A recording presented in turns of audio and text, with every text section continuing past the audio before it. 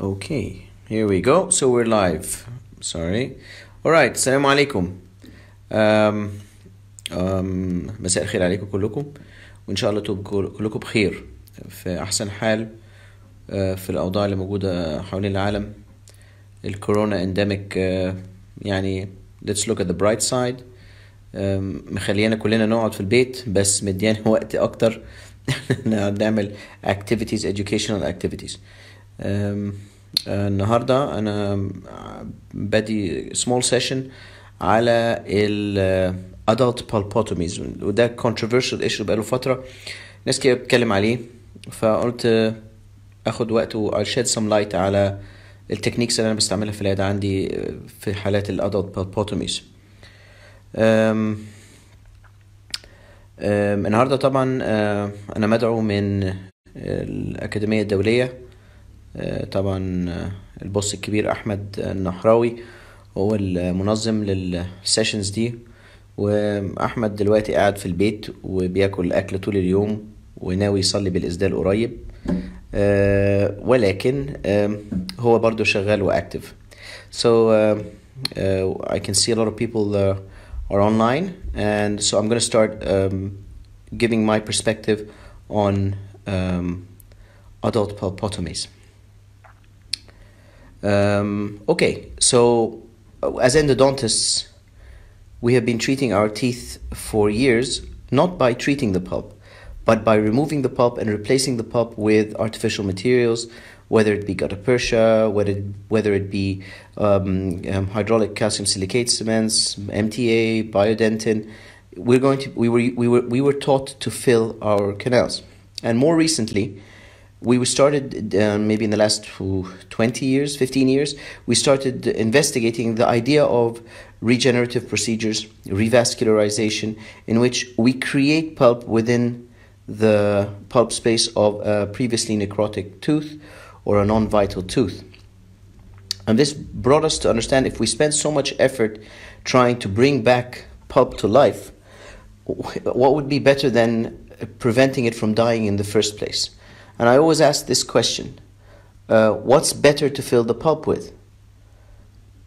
Gutta percha, MTA, bioceramic materials? What's the best option to fill canals with? And the answer is very self-evident.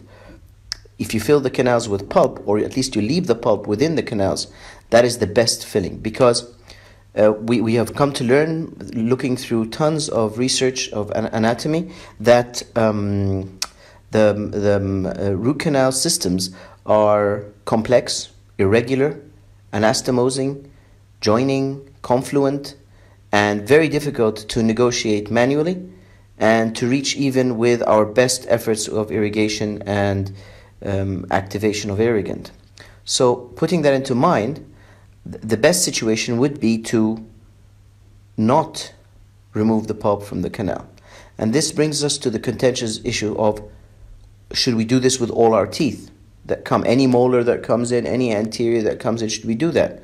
Historically, pulpotomies were reserved to be used with phenolic compounds like formicrysal and CMCP, in which these materials would inadvertently fix the pulp or result in pulp death over time. Now, with the advent of bioceramic materials, MTA, materials which are well accepted by the tissues, the mentality changes. We don't place a material inside the pulp so that it fixes the pulp. No, we place a material now so that it leaves the pulp alone and just allows it to heal without irritation. And historically, when we used to place formicrysal compounds in the pulp, and say some I used to call these people pulp killers, they would just put in the formicrysal and let the pulp die. The pain would go away on the short term, but on the long term we had tons of problems. With that in mind, I think I'm going to start by showing a simple case of a pulpotomy, okay, and what it involves. So I'm going to move to my presentation, just show you a few pictures of one of my cases. So this was, sorry about that. Yeah, this was a lower 8 my patient came to my office, and she was in pain. She had limited mouth opening. I took an X-ray, and the anatomy was very complex, and I suggested extraction. She had I think a composite restoration placed there a few months before. Continuous pain on biting, continuous pain on cold.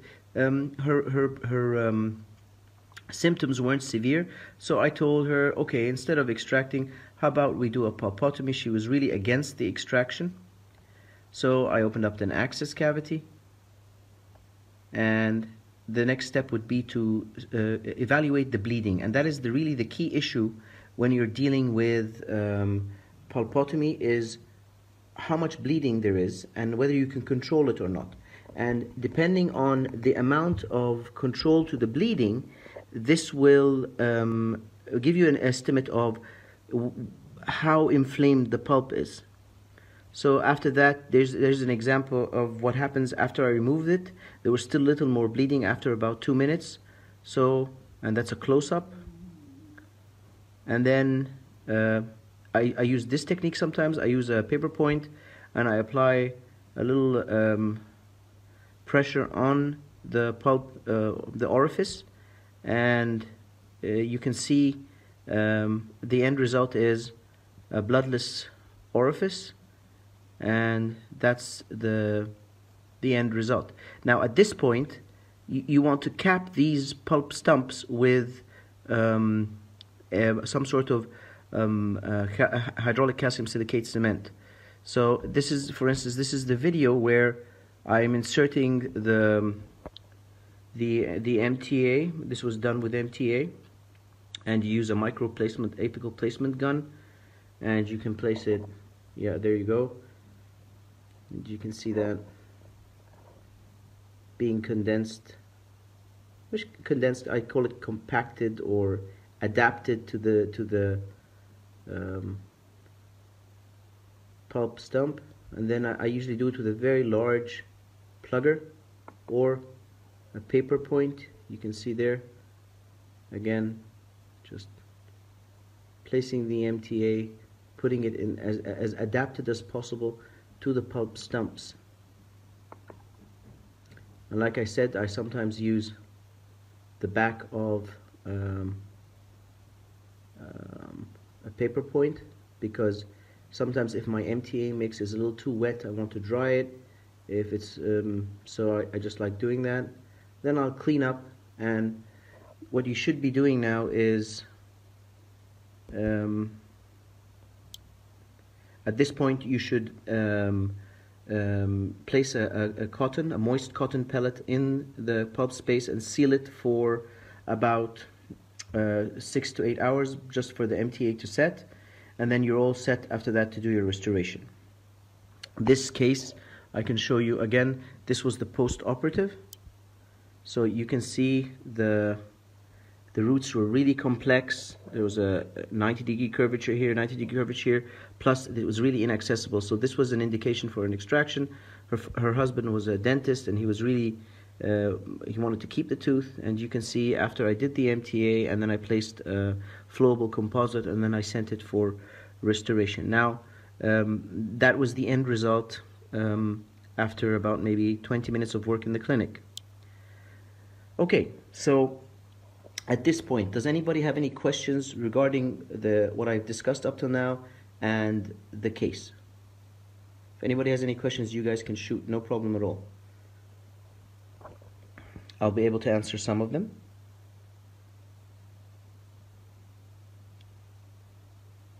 Okay. Right. And what I'm going to do is also show you another case.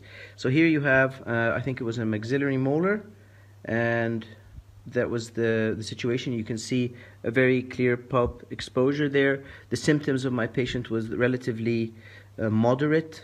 It wasn't that severe. And again, there's the bleeding pulp, application of a cotton pellet with saline, and the result after the hemostasis. And there you go, placement of MTA. All right, so that's another case. This was a maxillary molar case. All right, Okay, so I do this generally when my patients, I feel their symptoms are relatively low tier. I would prefer to do this instead of putting them through a complex endodontic procedure. It's cheaper, and there's always the potential for doing the root canal treatment later in case it fails. And for me, leaving pulp tissue in the canal is much better option if possible than placing gutta percha and sealer. Right, and then let me show you another. These are a few other cases which I've done. Here you have an upper molar and a premolar, two teeth next to each other. There's I think this is a immediately post-operative. I have a 2-year recall of this case. The root canals are as they are. There is no rarefaction. I'm okay. So back to the list. I'm asking pulpotomy success in adults. Dr. Fatma is asking me what are the success rates. Now, if we're thinking and putting in mind the old pulpotomy procedures using formocresol glutaraldehyde or electrocautery, these type of pulpotomies wouldn't give very high success because the end result we know from the beginning would be pulp death.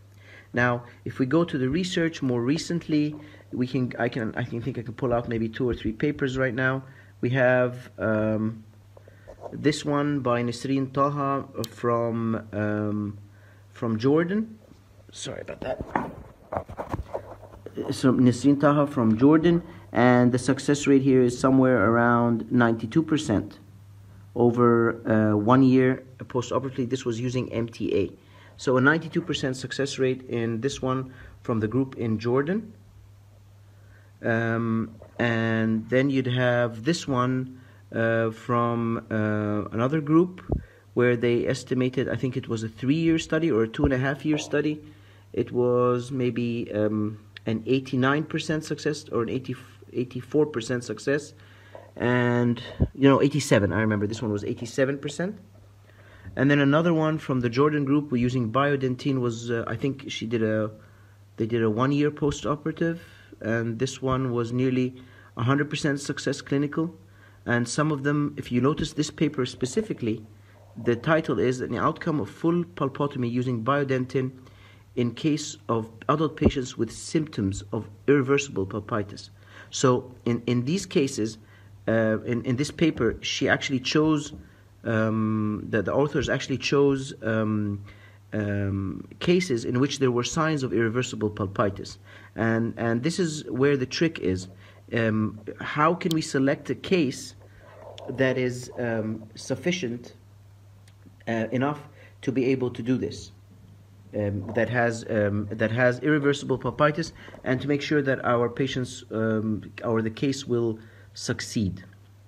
That is the main issue. Again,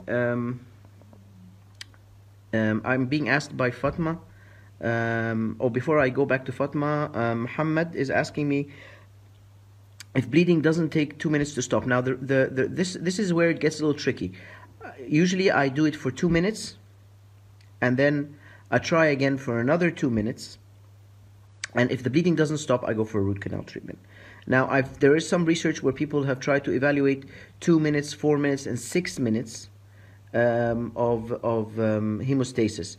But practically speaking, I wouldn't risk more than a 4-minute trial. The case that I showed you with the lower 8, I did 2 minutes, it was still bleeding a little bit, and I spent maybe 1 more minute applying pressure with paper points, and then I started my procedure. Okay, I have another question here. Fatma is asking me, will we need to do a crown on the pulpotomized teeth or not? It depends again on the state of the crown. This is something for the restorative dentist to evaluate. Abdullah Ramzi is asking me, could it be used when it is infected in such deep caries? And the case is yes, because when you remove the rationale is that when you remove the coronal portion of the pulp, you've removed a big portion of the infected pulp, and we're hoping that what's left can retain its vitality. So yes, and there are a lot of groups which are actually, if I remember the paper that I showed right now, there were people who were looking at the cases with irreversible pulpitis. Signs of irreversible pulpitis probably means that it is infected to some extent. Muhammad Quraysh, MTA versus Biodentin, which to select? They both give very high success rates.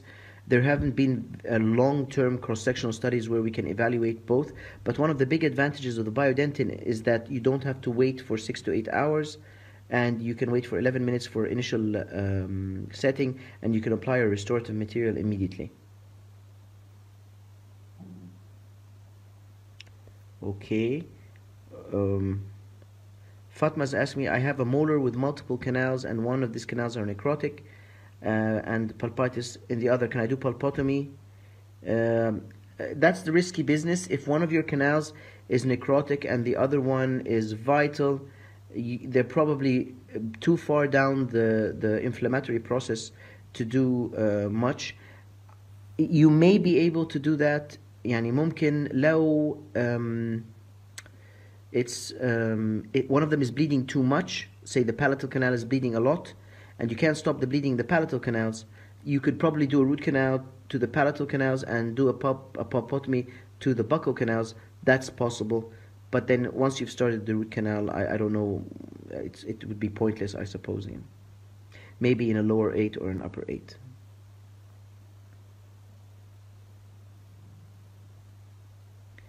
Okay, now, this is not to say that there isn't cases without failure. So this is one of my cases from 2015. This is she's a dentist, and you can look at this case very clearly. You can see she's got nice curves. And the doctor at the time, I told her, how about we go for a pulpotomy? She was really busy. She couldn't come for the visits. And she said, okay, fine. I did the pulpotomy in 2015, and this is the state in 2020. I'm not trying to make it appear that every single case works, but what I'd like to show you here is that what happened is this doctor, she left for a few years. This is a 5-year difference between the x-rays, and you can see there is radiolucency around the roots. And if you look very clearly here in the forcation, there is a perforation. Now, she didn't come to me, but she went to another dentist, and the other dentist couldn't find the canals. He was not a microdentist. He couldn't find the canals, and during his search for the canals, he perforated in the forcation area, and he told her she needed to extract. She came to me maybe 2 weeks ago, before we had the lockdown here in Egypt, and if you look, what I wanted to show you is that the MTA may have been disturbed, yes, but if you look, you can still see the canals.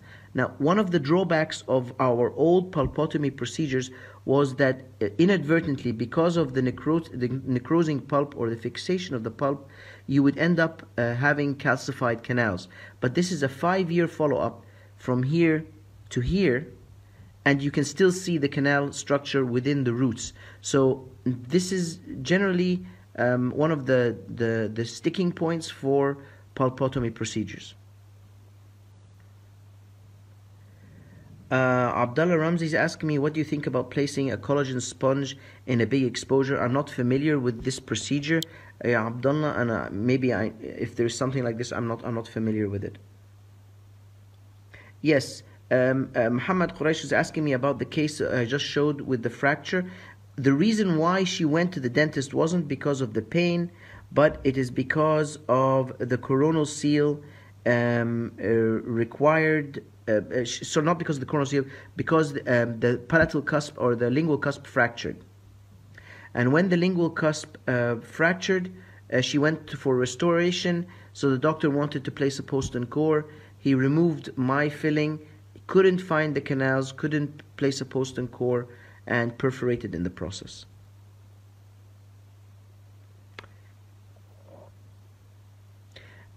Again, I'm going to show you another case. All right, so there is this is an upper first molar. There's the initial access into the pulp. It had a composite restoration. Patient was complaining of pain post-operatively. It was a deep composite restoration. And then this is slight opening of the access again. And there's bleeding from the pulp. Placing a cotton with saline, 2 minutes. Still a little more bleeding. And then the bleeding stopped, maybe about 3 minutes in. Placement of bioceramics or calcium hydraulic calcium silicate, and that's the end of that one.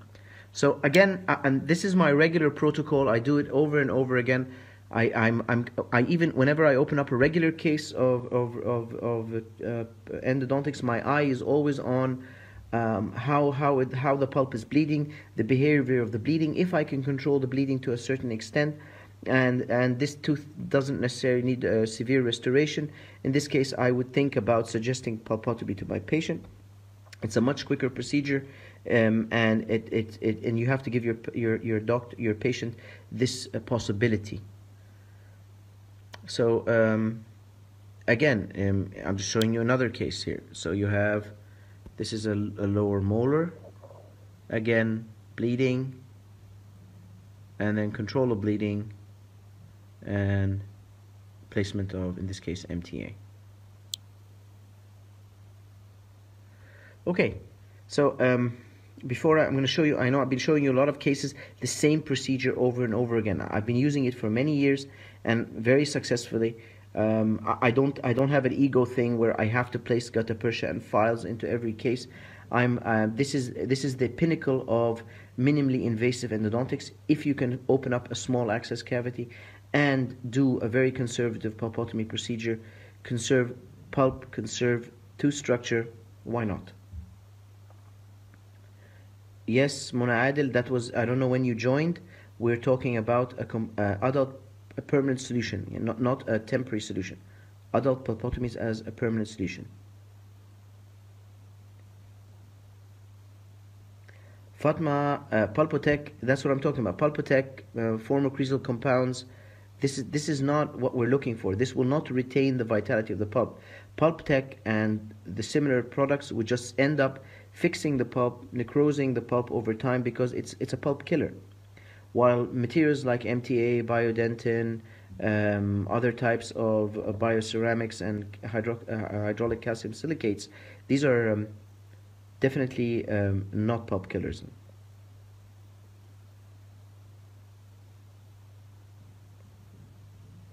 For me, the MTA material itself, Muhammad's Al-Arabi, I think he's asking me, MTA is expensive, how is it cheaper than a root canal? For me, the material cost of endodontic treatments, if you look at using rotary instruments, placing flowable gutta percha, using thermoplasticized gutta percha, this is, and the time, if you do it in 2 or 3 visits, is definitely more time consuming and more effort consuming than placing a cap with an MTA. So there is no question that it's cheaper overall with regards to the material and time and effort taken.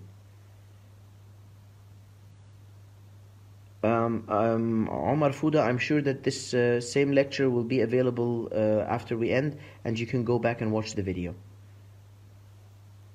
CMCP, formocresal, Muhammad Quraish, they are the same, pulp killers. Dalia Muhammad is asking me about open apices.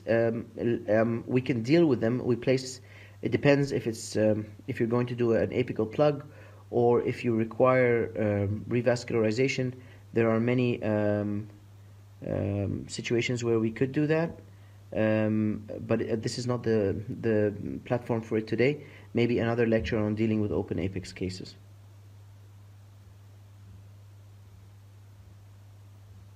Ahmed Azam, no, I never That is Ahmed Azam is asking me an interesting question. We are dealing with cases that might require intrapulpal anesthesia containing epinephrine to reduce blood flow. On the other hand, this anesthesia may reduce the pulpal blood flow, causing ischemia. What is your recommended technique? To go intrapulpal anesthesia or try another type of anesthesia? Okay, Ahmed Azam, if this is going to be related to pulpotomy, if you start injecting things into the pulp, you do the root canal. I am talking about controlling bleeding by application of mild pressure within the access cavity using a saline and a cotton. But if you're going to start using intrapulpal anesthesia, you're giving yourself a false indication of bleeding, because once you insert anesthesia into the pulp space or into the root canals under high pressure, it will result in hemostasis, but that is not the reality of the pulp state. Like I said, Yasser is asking me, can it be used unless there is severe pain? That's the tricky part, Yasser. To define the bleeding and to combine it with the symptoms. Usually I would not try if there is severe pulpitis. I wouldn't go for a pulpotomy, but the group from Jordan, Nisreen Taha's group, they tried it with signs of irreversible pulpitis. I can't remember the text in the paper. It can't be that too irreversible pulpitis. Okay, what is the material we can put above? Ihab Sabr is asking me, what material can you place over the MTA? Like I said, you need to place a cotton within the pulp space for 6 to 8 hours to allow for setting of the MTA, and then you can restore with any composite material you like, whatever does it for you. Ghad al-Nahas, if we fix the pulp, that is not a long-term solution. You didn't hear me in the beginning. Fixing agents like CMCP and formocresum is only a temporary solution. I am using this technique as a permanent solution for our patients.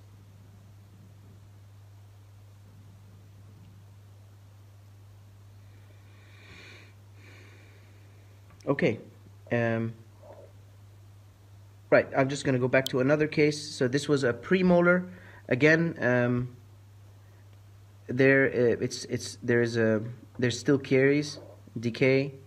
Here you will find I did my pulpotomy. In this case, it was a premolar, and you can look here very clearly. You can see there was 2 canals, and they were in the, I think, 2 or 3 millimeters into the canal. So I did a very deep pulpotomy here. There's a close-up, and I would apply paper points in this case to achieve hemostasis, and then MTA placement. So again, the same protocol, whether it be a premolar, a molar, and an anterior, it's the same protocol. And here you can see the post-operative of this case. There you go. I went in very far into the canal.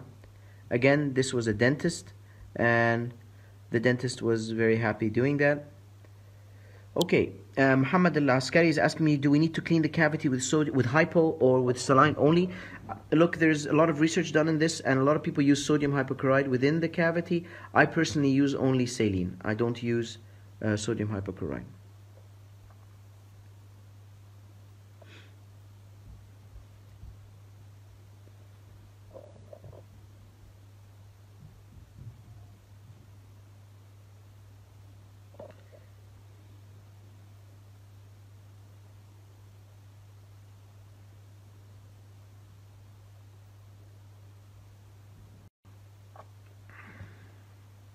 Okay, Ihab Sabr is asking me, if the patient comes with exposed pulp, can we do the MTA?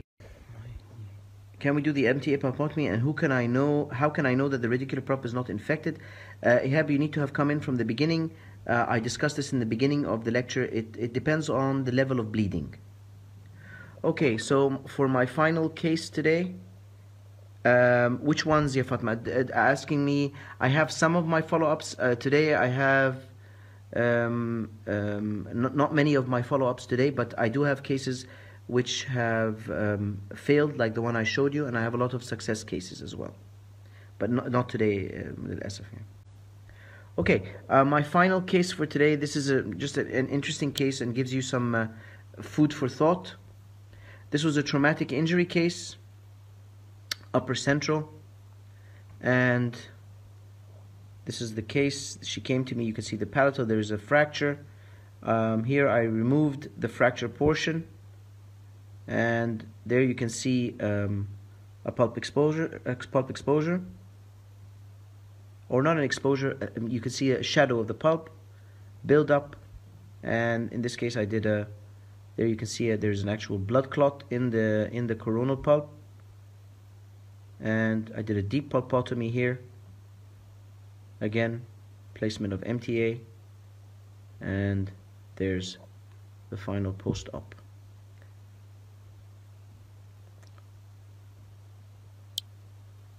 Okay, right, so any questions?